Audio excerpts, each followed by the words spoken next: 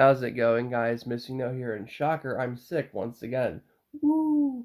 So instead of me being at work, I was going to record a bunch of videos today, but then I slept over half the day away, and I didn't have time to build the other decks I wanted to build. So instead, we're just going to focus on this one. We're going to go back to Evo format, and we're doing Blurple today. Blurple was a fan favorite deck. When I uploaded my first Evo format video and talking about plans for it in the future, I was asked multiple times if I was going to cover Blurple. It's like, of course we're going to do Blurple. Blurple is absolutely amazing. Uh, this is a deck I never personally played back in the day. I went against it plenty, though, but I was all about that Saberbolt. So let's go ahead and hop on into this deck profile because this deck is fantastic. We start things off with 3 copies of Cyber Sprite. 1 for 2000 blocker, that is a Cyberlord.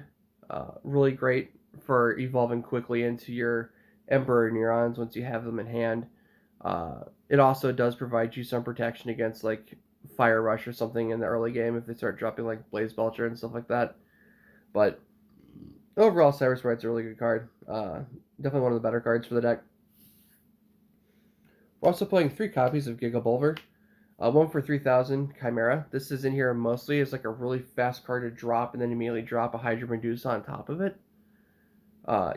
You can go hyper aggro with it if you really need to, if you're going against something that you have to start dealing damage quickly with. But do keep in mind that if you do attack with the Gigabulver, it will destroy itself after the attack. So there's that. But yeah, overall it's a good card. We're also playing 3 copies of Cyber Trader. Again, Cyberlord, 2 for 1000. When there's a battle zone, draw a card, then discard a card. Just helps you dig into your deck a little bit further for the pieces that you might be needing. And just getting cards is always really nice. So yeah, Cyber Trader, really good. We're also playing 3 copies of Scare Adorable of Gloom Hollow. Again, one of the better cards of this format. 3 for 2000, Chimera. Has blocker, and if it's a battling creature that's level 4 or less, neither creature can be banished. This card single-handedly gives you the ability to go face-to-face with Saberbolt, because Bronze Arm Sabertooth attacks over everything else in this deck, but it can't get over this because Sabertooth is a level 4. So this one card alone can stop Saberbolt, well, at least until they get the Bolt Tail Dragon. But yeah, Scared of Gloom Hollow, fantastic card. It has the ability to evolve in the Hydra Medusa if you absolutely need to. I personally don't like doing that, but if you have to, you got to do what you got to do. One of the big bosses of the deck is 3 copies of Emperor Neuron. 3 for 5000, evolves on top of a Cyberlord. It cannot be blocked when it attacks, and every time it attacks, you get to draw a card. So you're guaranteed a shield and a draw on the turn you play it. This is really good. This deck doesn't really run a lot of double breakers. Both Neuron and Medusa are not double breakers, but they're like the focus of the deck. So they rely on their other abilities to like really make a name for themselves. And drawing and not being able to be blocked is a really, really good way to assert some dominance. And to wrap up the level 3s, we're also playing 3 copies of Logo Scan, because, again, drawing is really good. For our level 4s, we're playing 3 copies of Ursalka Aqua Chaser. 4 for 1000. It's a Trench Hunter, so it cannot evolve into Emperor Neuron, so keep that in mind. But once a creature enters battle zone, just target a creature and bounce it back to the owner's hand. It can either be yours or your opponent's. I can't really think of anything in this particular deck you'd want to bounce back to your own hand, but just being able to get rid of something that you really don't have to deal with, or maybe just like hitting your opponent with some more summoning sickness to have to replay a card, is really good and can put you ahead slightly. So Ursalka's great. We're also playing 3 copies of Screeching Scare Adorable. 4 for 3000 Chimera.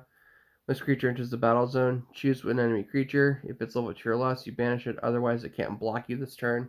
So again, just making it so they can't block your attacks is just really, really good. I guess maybe you could, like, if you have enough mana, you could bounce this back to your hand with Ursalka, then play it again, and then make you unblockable is a thing I suppose you could do. I don't know. Seems kind of mid. 3 copies of Bone Blades. because fantastic removal is fantastic. For level 5s, you're playing 2 copies of King Neptus. 5 for 5,000 Leviathan, so it can't evolve into your Emperor Neuron. But that's fine, because this creature can't be the target of your opponent's spells or abilities. So this is the original quote-unquote hexproof creature. This was what we had before, like Keeper of Laws and Tricky Turnip, stuff like that. But Neptus is really good. Your deck already has a bunch of draw, has a bunch of destruction. You have a creature that can't be blocked ever, and a creature that can stop your opponent from blocking you. That's really good. So why not add a creature that can't even be the target of anything? Again, also really good. So it can be quite annoying. We're also playing 3 copies of Hydra Medusa. 5 for 5,000 evolution, evolves on top of your Chimera, and when it enters the battle zone, it is a Terror Pit. So Terror Pit is already fantastic, and being able to attack the turn you play a creature is also fantastic. So there's really no downside to this card. The only part that kind of sucks is isn't a double breaker, but maybe a double breaking Terror Pit that can attack on the turn it's played might have been a bit too ahead of this game's life at the time. So it's good for what it is. It's definitely one of the main cards for a reason. We're also playing 2 copies of Dark Scare Adorable. This is the only double breaker that we play. It's a 6 for 6,000 double breaker that says when it enters the battle zone, you can target one of your opponent's shields, and then this creature breaks that shield. So that one additional shield break on summon has actually won me a bunch of games. You can go and break their last shield and just swing in with a Neuron that can't be blocked, and just it's over. But Dark Scare Adorable is really good. And then to finish off the deck, we're also playing 3 copies of Terror Pit. Because 3 Terror Pit is amazing. And with the Hydra Medusas, we're basically playing 6. And that's really good. So, Blurple, really good deck. I really like it. Yeah. So yeah, that was Blurple.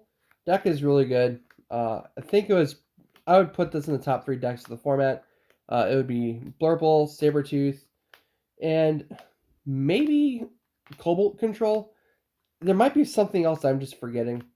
But these decks are all like really, really freaking good. Emperor Neuron is just a really good card. Like, just look how cool its artwork is, and that shine is just really good on it. But yeah, I had to play against this all the time at locals, and I absolutely hated going against it. Playing it is actually really fun now I've gotten to play it in real life. But yeah, this is the deck. I hope you enjoyed it. I think this deck is really fun. In terms of other stuff I want to do, I've done almost 50 videos on just Kaijudo. Not that I'm like running out of ideas. I still have like content ideas coming my way. But I would also like to kind of branch out into some other stuff. Like I said, I do have the ROM hack videos. But other things I want to look into. It would be a while before anything actually happens. But I recently got back into the Mega Man card game because the game was actually really fun. I recently actually found a channel called The Test Table. They're a pretty new channel. They got recommended to me on my feed. They had a video on like why Medusa is the worst game of all time, and they're some really funny dudes. And they recently uploaded the Mega Man card game video after I had found a bunch of Mega Man cards in my room, and I thought that was really cool. So I've been diving pretty hard into the Mega Man card game, but in order to build good decks, you need the promos, and people want like just outrageous amounts of money for that. Another card game that I deeply love, but there's literally no content on pretty much, is the Zatch Bell card game. This game was just really freaking cool, and it makes me sad that not more people know about this card game. But I would definitely like to cover this game in the future at some point. But yeah, it's a really good game, and more people need to know about it. I recently found a Discord server that is just like full of like TCG players, and they've actually gone through and translated a bunch of like up to like set 12 so far. This game died for us at set 4, but Japan went on to I think like maybe 16 sets. So eventually they'll have them all translated, And what I want to do is I want to print them all up in English and just do like Zatch Ball deck profiles. I'm sure not many people would really care, but like I said, this is mostly a channel for myself. I just want to upload things that I like, and maybe I'll find people that like it too. That'd be pretty cool. And the last thing that I've been contemplating is I haven't seen a single person upload any videos on this, and it'd be deck profiles on the Season 0 version of Yu-Gi-Oh! Back when it was a game made by Bandai. So, yeah, that'd be pretty cool. But, yeah, because I have every card for this game. Most of them I have in multiples, except for the Swords of Revealing Light, because the last time I checked, that's like a $6,000 promo, and I don't have that. I'm not going to ever have that, more likely, unless I like have someone proxy them out for me. But I do have the Mirror Force. I do have the Gate Guardians. I mean, those are the other two big money cards. So, woo. But yeah, maybe I'll profile Season 0 Yu-Gi-Oh! The rules were completely different, and there wasn't a set deck size. So I'm gonna have to figure out like what I think would be like a good like deck size limit to have. I'm honestly feeling like 25 or 30 cards, but we'll see. Because again, even like the way you win, like the life points aren't a thing. The game was weird. But yeah, anyway, I've been rambling for almost as long as like the deck profile was. So I will catch you guys at a later point. Hopefully I'll be less sick and hopefully I'll have better stuff to show you. Bye.